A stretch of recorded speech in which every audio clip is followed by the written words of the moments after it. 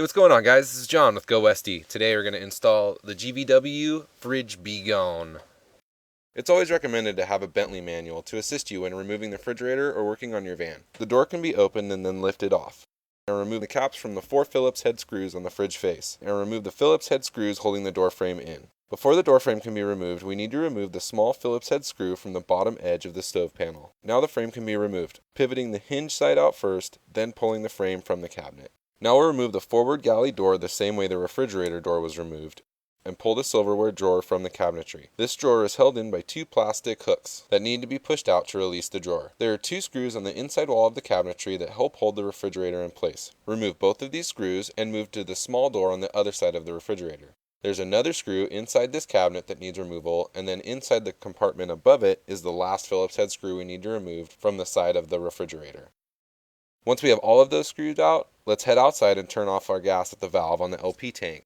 With the gas turned off, we can disconnect the supply line at the rear of the refrigerator. I found it's easiest to access this connection from the forward galley door opening. Use your 18mm open end wrench and unthread the fitting off the line.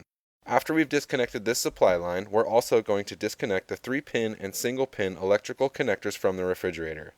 While we're here, we'll also unplug the gray 110-volt plug from the cabinet wall, which is the refrigerator's 110-volt power supply. With all of these disconnections complete, let's hop back outside and remove the flue vent assembly. Remove the 3 outer Phillips head screws and pull the cover and inner plate from the van. Now remove the 2 flathead machine screws and remaining 2 Phillips head screws, and our flue vent is free from the vehicle. We can now remove the refrigerator from the van. It might need to be rocked back and forth gently a bit while you steadily pull it out until it's finally free. If you're doing an update or a bit of maintenance on your refrigerator and plan on putting it back in, installation is reverse or removal. If you're eliminating it, then let's continue. We've still got some work ahead of us. Move back inside the galley cabinet under the silverware drawer and pull the pins that hold the shelving in place. Remove that shelf and repeat the process for the false floor below it.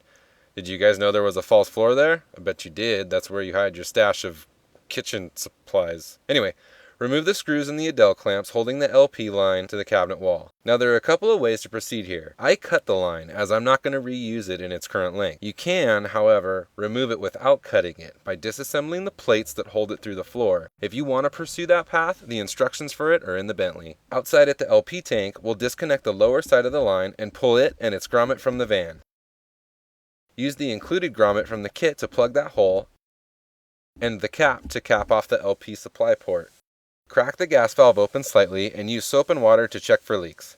What we're looking for are some small to medium-sized consistently forming bubbles. Since we're good here and there are no leaks, let's assemble the flue vent back into the van.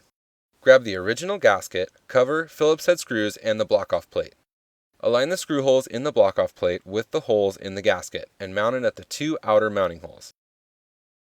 Now align the cover and use the remaining screws to fasten it on. Let's head back inside and use our flat blade screwdriver to gently pry the wooden spacers from the walls of the cabinetry of our new storage space. Do a little vacuum and a wipe down, and next we'll remove the 2 clamps holding the 110-volt power wiring to the wall. Tuck the power line back and up tight to the bottom of the box. Now let's grab our panel and fit it in. It wedges right side in first, behind the power box, with the wiring exiting through the notch. With our panel in, now we can drill the holes for our shelf. We made a really simple template out of a piece of wood, but you can just use a tape measure if you'd like. We just need 2 holes in each opposing wall. However, drilling a pattern like this allows us to change the shelf height. With our holes drilled and cabinet dust cleaned up, we can set our shelf pins in. If the shelf pins are a little tight, use a hammer to tap them in. I used my screwdriver as I'm a master of using the wrong tool for the job. So we'll slide our shelving into the cabinets, and while we're there, I like to tuck the old refrigerator wiring behind the trim panel. You can also remove this fuse, which supplies power to that circuit. Set the galley door back on, and slide the silverware drawer back into place. Now let's get our door frame hung back in place. Using the original screws, attach the aluminum L brackets to the back side of the frame in the orientation shown.